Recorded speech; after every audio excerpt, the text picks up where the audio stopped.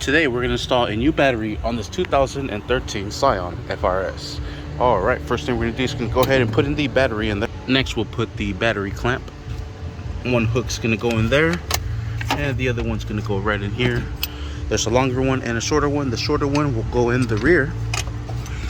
So we'll hook that in first, and then we'll put in the one in the front.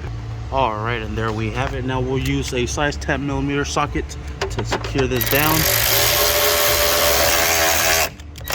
Perfect, just to strap the battery nice and tight.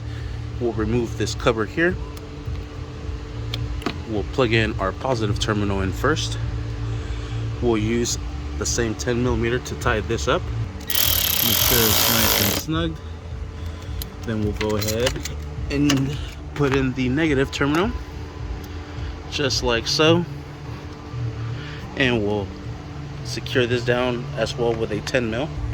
For this one, I am using a short socket. Secure that down, and there we have it. That is how you install a battery on a 2013 Scion FRS. Thank you for watching.